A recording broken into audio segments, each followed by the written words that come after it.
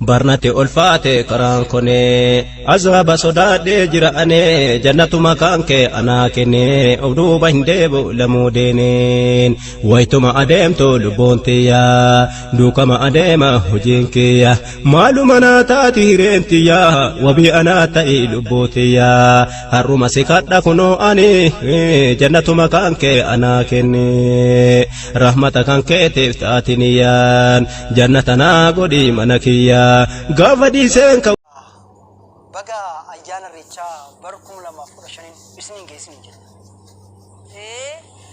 baga ayyaana barati kumulamaaf dittamilama isanii geesse ayyee daawwattoota har'a anaaf Dooktar Lookoo gaazexeessummaadhaan isin keessummeessuuf jenna ogummaa keerraa si kaaseen gara gaazexeessummaatti si feduu fedha ni feeta fedhaanillee gaazexeenyaa fi ogummaa kabarnoota kunini nami gammachiisu beekumsa bal'isuu irratti tokko hojii kiyya tokko kanaafi amma har'aa isanii gammachiisuu fi nullee gammadha kanaaf hin taate kanaaf ammarraa gaazexeessituu gaazexeessoolee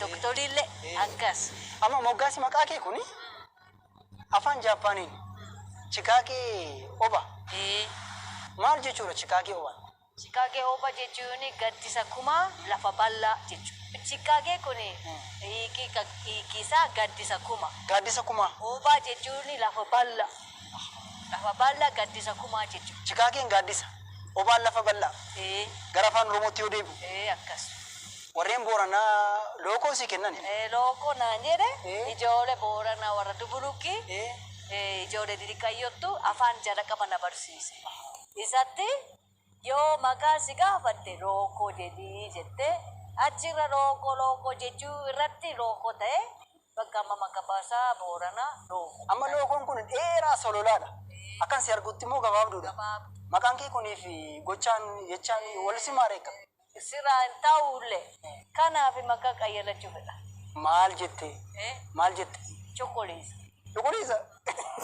Cuquliisa atoo diimtuudha maaf cuquliisa filate cuquliisa simpiree bakka mara jira amma gammoojjii jaalattee midhaaga simpiree bakka mara deema annulee Oromoo keessa akka simpiree deemuu fi cuquliisa natti tola kanaafuu Dooktar Lookoo irraa gara Dooktar Cuquliisaatti darbuu fedha akka feeti gaddee Dooktar Lookoo maka baasaa Dooktar Cuquliisaa maka jaalala maka aadiyaa maka jaalala jettee naa godhi yohaani Lookoon guddatte kanaaf Boorana keessa Lookoon baay'ate kanaaf inga bakka Dooktar Cuquliisa naa godhi mee amma waa harka keetti godhatteetta inni kun maaliin kuni meedicha kunini kun koroncho jedhama horii tokko qalani sadeeti midhaasudha sadeeti fakkeenya namni kabajuun barbaadu fakkeenya namni 20-30 yoo warra dhufte keessuma dhufte horii qalaniini 30 keessa namni sadeeti bicha kana argata sigara mirga jechuudha amma kunini jaalama Booranaa ture achirratti jiraafi qalee naafi qalee waan garagara akka nama meedicha kana kudhanii lama ta'e amma kunini koroncho jechuun mirga ibsa fakkeenyaatini mirga dubartootaa mirga nama kabajama fakkeenyaatini yoo Boorana deemte kana keessa nami kana qabu yoo arge hayyuufa nami kabajuufa nami beekamtoota fa jechuun ibsan kana yoo hin jire bakka noomari injira kunini horoncho kunini sadeeti bicha nami sadeeti bicha horii tokko sadeeti bicha keeyyachuun danda'a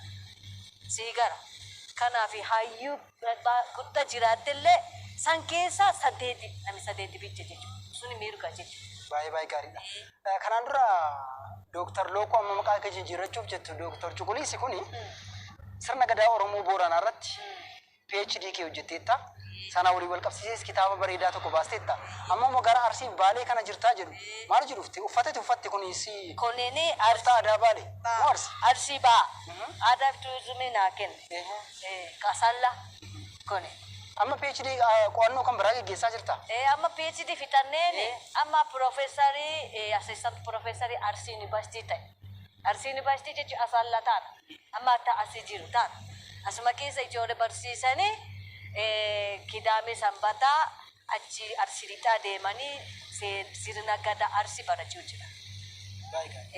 Waan kanarratti asuma jira jechuudha. Ulfaadhu guddaas kana. Ayyee. Kabajamtoota daawwattoota keenya har'a turmaata nuti Dooktar Lookoo yookaan immoo Dooktar Cuquliisa isee faana turmaata taasisuudhaaf jenna. Arsii fi Baalee irratti iseen qo'annaa addaa gaggeessaa jirti. Qo'annaan kun hin raawwatamne garuu qo'annaa kanaan dura iseen raawwatte waa'ee sirna gadaa Booranaa walii wal qabsiisne akkasumas immoo irreecha baranaa walii wal qabsiisuudhaan isee faana turmaata taasisuudhaaf jenna. Bakka jirtan maratti faana tura. Maal jenna? Dansami? Hayye teenyee haasofnu? Teenyee haasofnu. Bidiruu wayii irra teenyee shurshur jecha. Shurshur goona. Akkas. Bashannaan sheekna. Walumaan bashannaan. Sirba aadaa? Booranaa kana? Meenuu sirbiiti amma achi geenyutti. Tiyoolinala tiyoo, tiyoolinala tiyoo, mangaali kadoo dansaa naliya tiyoo. Afaan Jaapaanii moo afaan Oromooti kun? Afaan Boorana. Afaan Booranaa. Maal jechuudha? Dansaa aliya kiyya dansaa. Maal sochiin isaa kan akkamiiti amma? Gaafa sirba kana sirbitu sochii akkamiin dhageessa? Gizee mooyyee toomuutti godha. Gizee ijoollee akka mana arufa. Fakkeenya mana keessatti hojii didiqaa yoo dubartoota hojjetaniin gizee suniin akka mooyyeen jiraani badalatuma boqqollotuma. Tiyoolinala tiyoo magaali kalloo dansaa naliya tiyoo jettee sirba. Adeemnu? Adeemnu. Hayyee. Mareeoo. Mareeoo. Mareeoo. Mareeoo. Ooyaa mareeoo. Ooyaa mareeoo. Mareeoo. Mareeoo. Ooyaa mareeoo. Ooyaa mareeoo.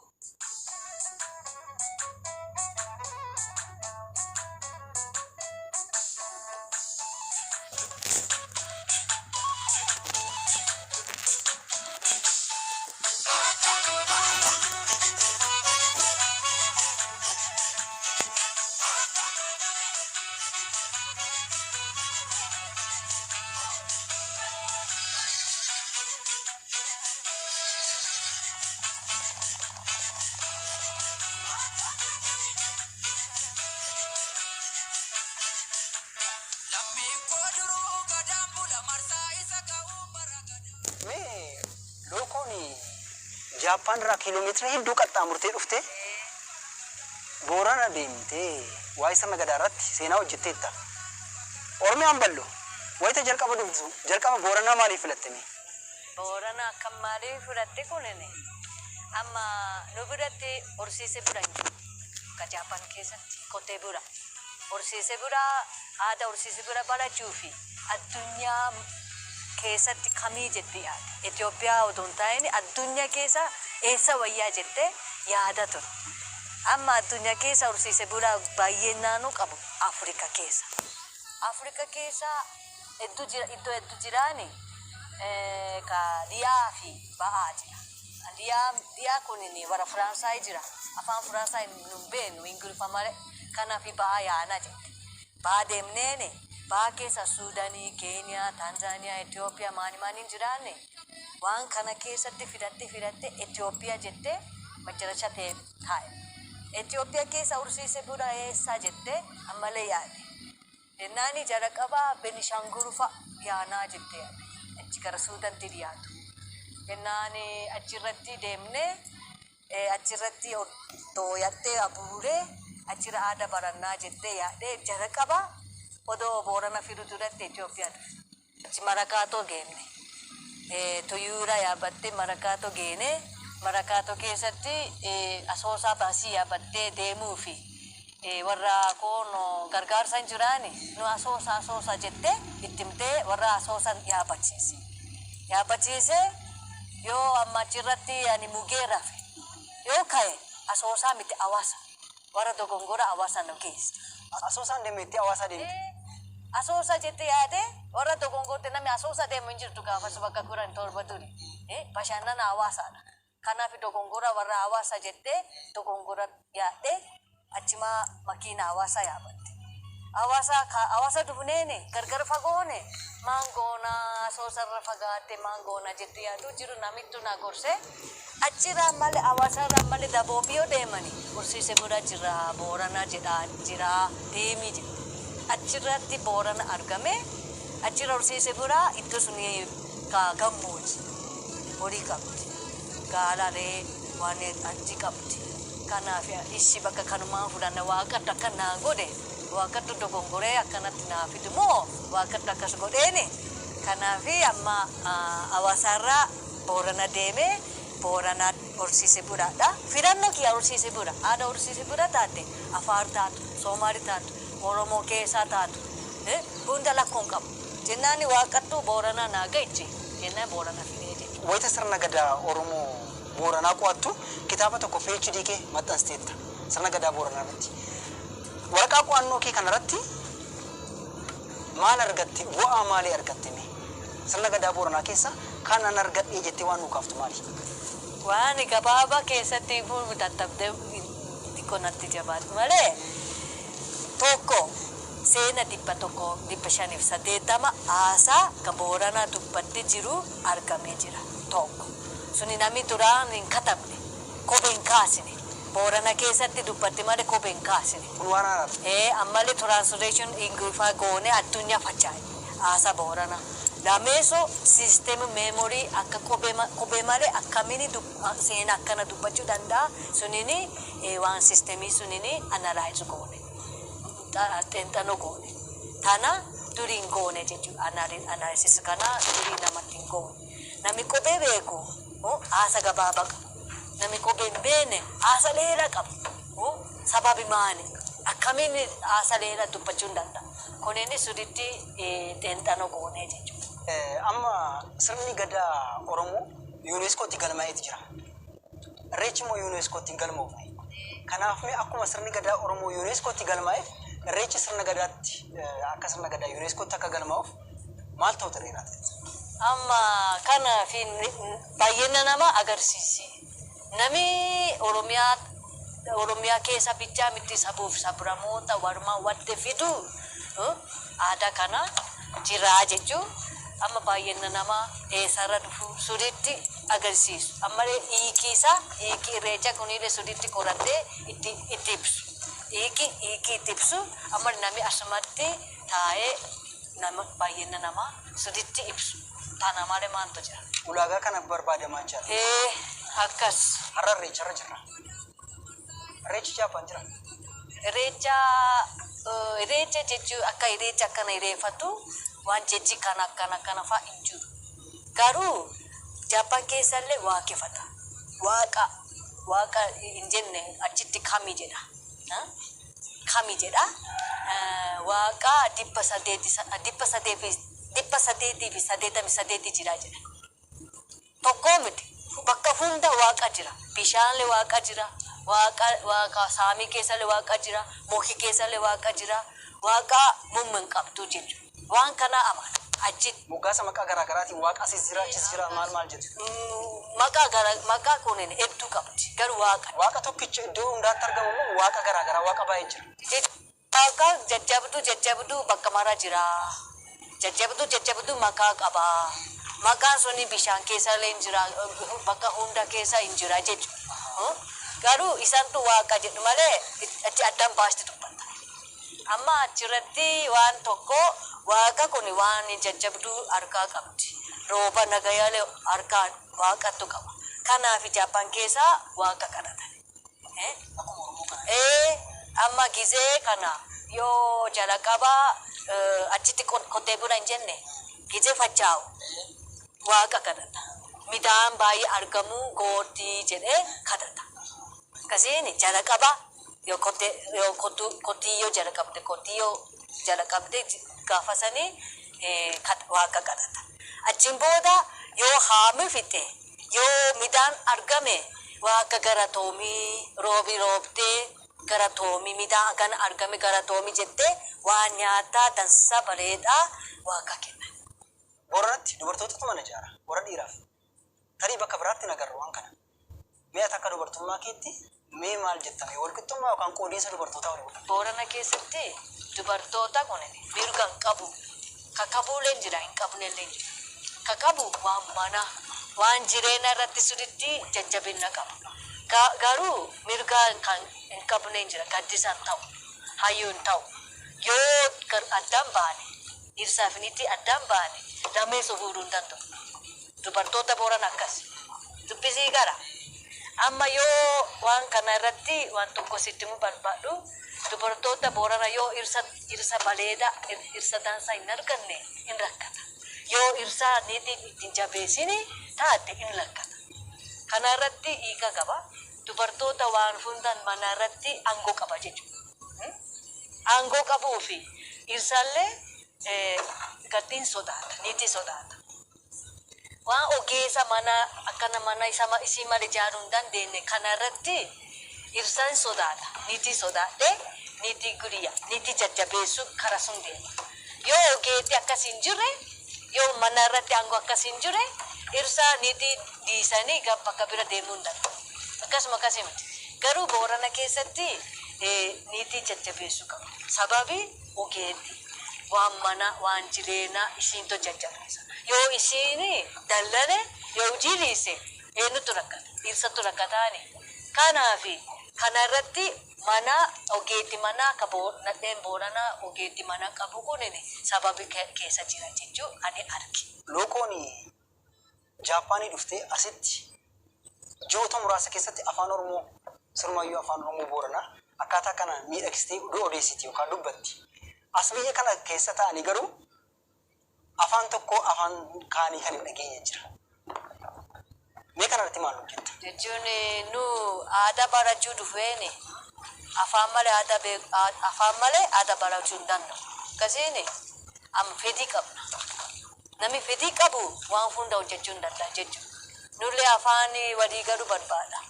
Naafis yoo walii galee achirraa gaafii gaafachuu hin danda'ani. Ani aadaa barachuu dhufeeni. Amma kana kun maani gaafii garagara gaafadhee argamu barbaadaani. Kanaafi bakka sirriitti barachuu qaba. Jedhanii fedhii kiyyaa irratti dhufe. Barnoota irratti dhufe. Garuu nama biraa fedhii malee barachuu hin danda'u jechuudha. Akkasii. Kanaaf fedhiin jiraachuun dirqamadha. Fedhiin jiraannaan waan hundaa barachuu hin danda'amu. Fakkeenya yoo namni jaalatte afaan lachuun hin beene. Garuu yoo walii jaalatte walii garuu fedhaani achirra barachuu jalqabuu hin danda'a. Akkasiin jaalalallee nama waliin haasa'uu irratti beekuu barbaadee waa barata. Akkasiin kunin fedhii taatu jaalala taatu akkasitti achirra jalqabuu hin danda'a afaan jechuudha. Jaappaan irraa Oromoon yookaan Itoophiyaan maal barachuu qabu? Jaappaan irratti amma Jaappaanii keessatti aadaa badde malee waan tokko hojii akka hojii jajjabeessu akka hojii uumamu waan moorari hojii dalagaa kan aadaa hojii isanii ajaja eetta.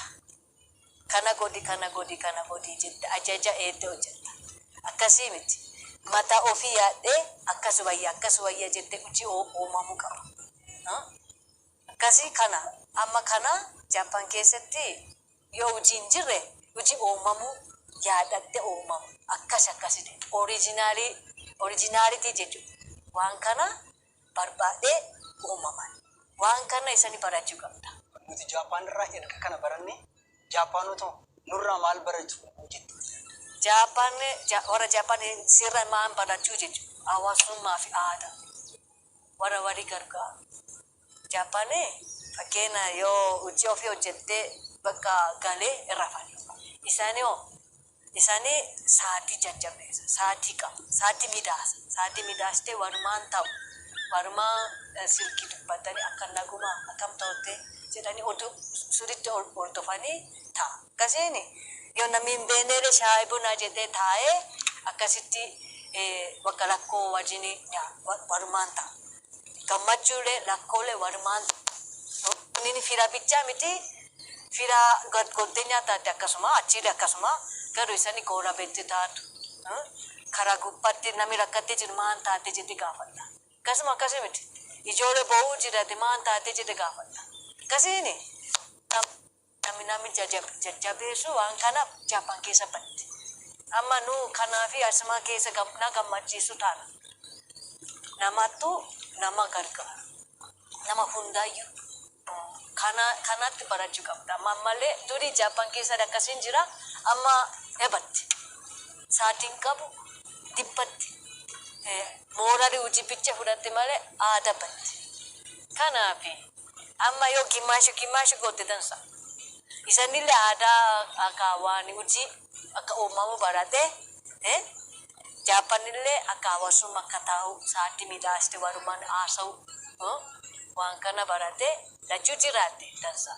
Nyaata aadaa keessaa Dooktar Cuquliisi maal feeti? Maal jaallata? Ka Itoophiyaa keessa moo Arsii keessa moo Boorana keessa moo kam? Ka Oromoo keessa? Oromoo keessa. Oromoo keessa tokko shakaka. Shakaka baalee jira. Ka Itoophiyaa keessa hoo? Itoophiyaa keessa enkolaa durooto. Enkolaa durooti. Tanto tokko. Isa feeta jechuun hanqaaquu ittoon daakuu. Ittoo lukkuu. Lukkuu kana mee waan sin gaafadha looko. Mee ittoo kana hojjedhutuun sin jedhe. Lukkuutti Itoophiyaanotaa kana hojjettee nyaattee beektaa? Ka goraane. Gootee maal jettee kukkuttee maal? Bukkifatanii namo. Amma nyaata Itoophiyaa keessa waan kana ammallee jaajirooni fa'a. Isa faan jaallata. Ammallee wasira dansa. Isa jaallata. Wasira beekta? Eessatti beekti? Natti minuun Wasira beekta? Injirtu sunini boola keessatti gubatan. Akka arostoo jedha. Wasira jedhanii ree cinaachaaf akkasi gootee boola dabboon jiraani. Arostoo jedhan sana. Akka arostoo fakkaata. Akka arostoo fakkaata. Tanaattu tokkoffa. Tokkoffa. Isa jaallata. Tanaan tokkoffaa amma tanaa nu bakka baay'ee achi horsiise bira toleene itti duufaa akkasi jaallata. Aadaa gara Baalee irraa moo shakka kanan jaalladha itteetti. Shakka suni garbu. Hojjettee beektaa shakka kanatti? Shakka kunini garbuu daakanii ahaani daakanii achirraa waan dhadhaafaa xiqqoo. Cuuqqoon jiraani cuuqqoo dhadhaan baay'ata. Shakka dhadhaa xiqqeessa. Taana gargarummaa taana beekta. Ani dhadhaa guttoo barbaadu xiqqoo tokko naqanii nyaatan. Mudannoo bara jireenya keessatti si mudate. Mee maali gaddisiisaa gammachiisaa ta'uu hin danda'a wayita sirna gadaa Booranaa qo'attu ta'uu hin danda'a magaalaa keessatti baadiyyaa keessatti akka addaatti maal nu qaafte? Finfinnee keessatti hattuu na biraa tokko didiqqoo tokko guddoo. Ka didiqqoo suniini kitaaba gara qabatte ture. Tokko diqqoo macha ofti fakkaatti. Na bira dhufee ka diqqaayyootu akkanatti garsiise kitaaba. Ani barbaadu jechuu jiru kan namni akkana qabe. Diqqaayyootu akkana qabe. Qabee dhiisii jechuu jiru diqqaayyoo sunittuu kiisa akkana balee akkana fakkaata. Achiin booda. Maal si jalaa fudhatani? 700 buri 700. Doolarii moo birii Itoophiyaa? Amma buri 700 garuu moobaayilii hin fudhanne dansaa achirratti daqiiqa akkana godhe. Sunini akkumalee muuxannoo barbaachisaa waan sirraa waan kana muuxannoo kana waan bakka hedduu yaada dibi yoo qayyalee goote waan hedduu uumamuu hin danda'a. Garuu namni hattu bicha waan kana gooteeni garuu waan dansaa waan hojii fi waan kanatti muuxannoo goote dansaa jechuudha. Waan kana yaade malee sira waan akkanatti hattuu dinqisiifadhu waan hedduu bakka mara jira. Sunini waan kana yaadatini hattuu yaadatini achirra waan uumamu waan uumamtee waan hojii dalagu hojiirratti harka ogummaa.